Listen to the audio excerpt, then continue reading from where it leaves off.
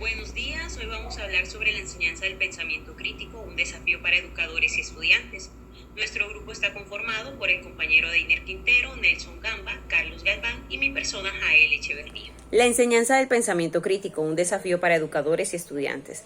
¿Cuál es la función del docente? En el aprendizaje, la tarea de desarrollar un pensamiento crítico. El pensamiento habla de las percepciones y la transformación de estas en ideas internas o externas, las cuales son la base del pensamiento. A partir de estas comienzan a cranearse o a generarse en nuestro cerebro razonamientos que pueden ser sencillos o complejos, de allí se forman los conceptos. El pensamiento crítico es la máxima forma de pensamiento que se libera en nuestro cerebro. Los prejuicios no existen, además tampoco existe la hegemonía de un pensamiento único y dominante. Bueno, yo voy a abordar el tema del pensamiento y lenguaje. Primero, precisando que el pensamiento y el lenguaje son temas que guardan estrecha relación, ya que no es posible conocer el pensamiento sin el lenguaje. En este sentido, pues es importante mencionar las teorías de Piaget y Vygotsky, donde el pensamiento y el lenguaje juegan roles importantes pero diferentes en el proceso de aprendizaje. Por su parte, Piaget plantea que el desarrollo cognitivo es el único responsable del lenguaje. Según él, el lenguaje no es suficiente para explicar cómo pensamos. Aquí, en pocas palabras, lo que Piaget quiere señalar es que el desarrollo del pensamiento es lo que lleva al desarrollo del lenguaje. Es decir, que primero los niños desarrollan sus capacidades cognitivas y luego como resultado adquieren el lenguaje. En contraste a esta teoría, Vygotsky dice que el pensamiento y el lenguaje dependen del uno del otro. Existe una interdependencia entre ambos y que con el tiempo empezamos a pensar usando palabras y a hablar de manera más lógica. Esto significa que el lenguaje es muy importante para expresar y desarrollar nuestras ideas. Vygotsky también enfatiza que el desarrollo cognitivo está muy influenciado por la interacción social y el contexto cultural. Esto quiere decir que los niños aprenden a desarrollar sus habilidades cognitivas a través de la comunicación y la colaboración con otros. Relaciones del pensamiento crítico en la búsqueda de su desarrollo. El pensamiento crítico se nutre de la realidad y experiencia de los seres humanos.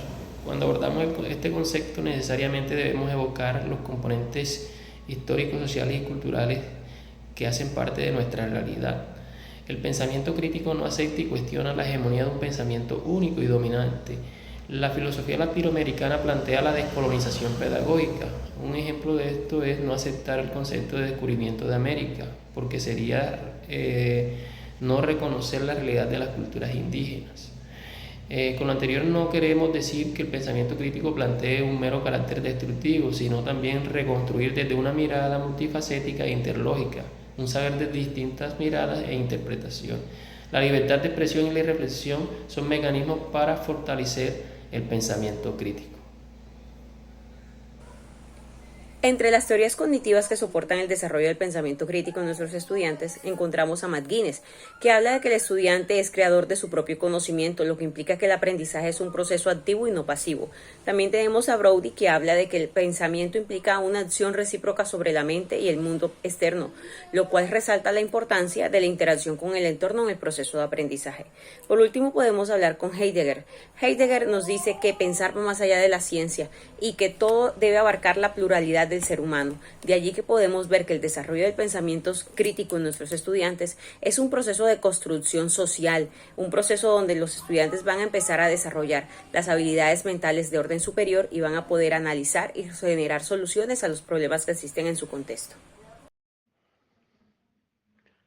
A continuación vamos a hablar sobre cómo se desarrolla el pensamiento crítico en los estudiantes. Para ello tenemos y convocamos a la autora Victoria Jara, quien propone varias estrategias para enseñar a pensar. El primero es fomentar una lectura crítica, transformar a docentes y padres en motivadores. De esta manera se mejora el rendimiento académico y cultural de los estudiantes.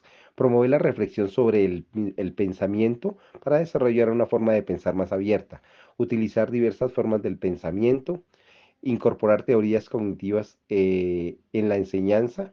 De esta manera, pues al entender cómo se piensa, pues se crean nuevos y mejores formas de utilizar el pensamiento. Incorporar el debate y la discusión para facilitar espacios para el debate y confrontar los puntos de vista de cada uno de los participantes. De esta manera se está argumentando, también se está enseñando a considerar las múltiples perspectivas desde cada uno de los puntos de vista de los participantes de este tipo de estrategias.